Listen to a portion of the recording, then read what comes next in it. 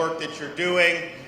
These last few weeks have been a very difficult time for the world, of course for Israel, but for many people in the United States and very, very many people here in the state of Florida. And I said the morning of October 7th that, yes, it's important to stand with Israel, and a lot of people would say that, but in the days and weeks to come, you'd start to see a little change in tune from the media, from some of these groups. And sure enough, we're seeing it now. I just did an interview where I'm being interrogated about Israel being the bad guy just by defending themselves. What Hamas did was a barbaric attack that I don't think has any peer in modern history of terrorism. The barbarity reached a new low.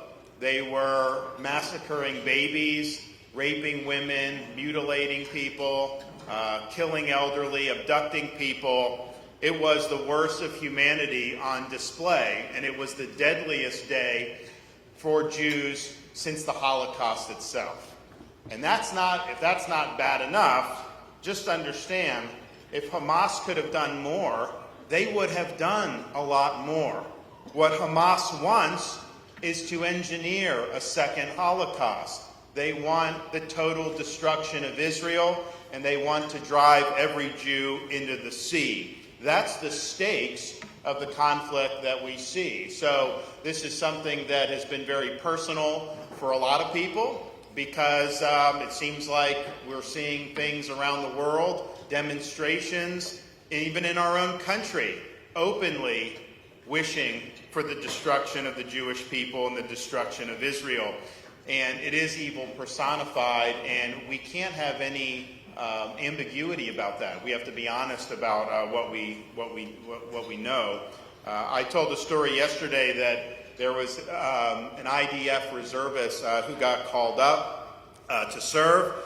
He missed going to the Brit Milah of his son, but was able to pipe in on Zoom and participate and pronounce the blessings and go through with those. And at the end, he did a special concluding prayer, thanking God for giving him life to see this important moment. And to me, doesn't that just say it all? Israel values life. Hamas terrorists worship death. Don't tell me that there's a moral equivalence here between Israel and Hamas terrorists. There are not.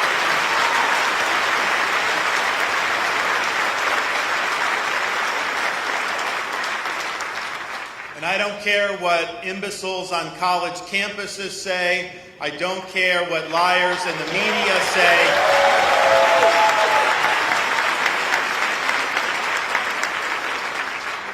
I don't care what reprobates at the United Nations say. We stand with Israel. We stand with the people of Israel. We support the mission. We support their right to defend themselves.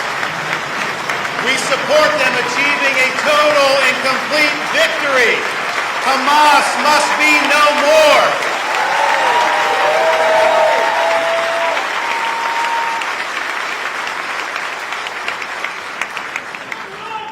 And as important as it is that the United States stand with Israel, and not just with platitudes, not just with words, but with deeds, and not just in public, but also in private, I also knew when this attack happened that it was going to have a big impact on the state of Florida, partially because we have a strong Jewish population, second highest Israeli-American population, and we know so many people go back and forth that this would have a big impact on our state. So we immediately acted to activate Florida Highway Patrol Quick Response Force, Florida Department of Law Enforcement. I know Dave Kerner is here somewhere. Dave has led that.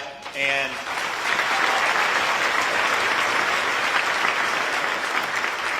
we mobilized those resources to provide security to our Jewish institutions, our day schools, our synagogues, other important Jewish landmarks. We were not going to let terrorist groups like Hamas call for days of rage and let a terrorist take it out on our communities here. So we devoted a lot of resources.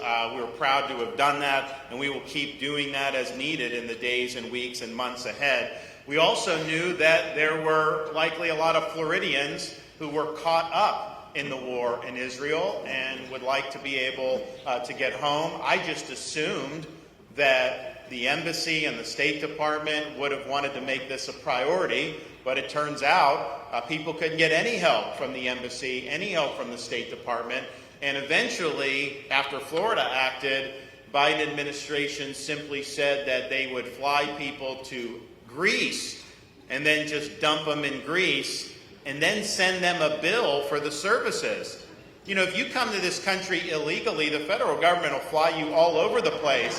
They don't send you a bill for that. They put you up in hotels. They don't send you a bill to illegal aliens, but somehow they're charging our own citizens fleeing a war-torn country. So we sprung into action. We did an executive order, and I think Kevin Guthrie is here, Emergency Management Director.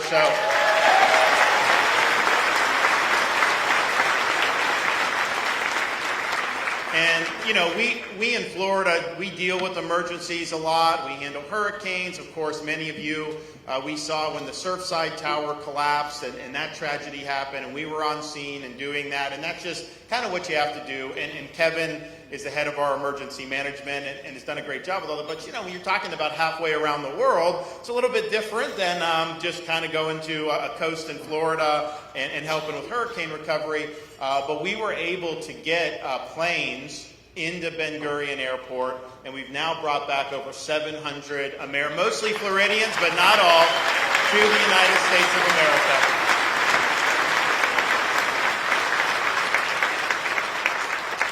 It was mostly Floridians, but you know, our thing is we're all Americans, right? So if someone is desperate, I'm not going to not let them get on the plane. And so we had the first flight came. It was 271 passengers. My wife and I met the people as they were coming, and it was just funny because it's like, okay, where are you from?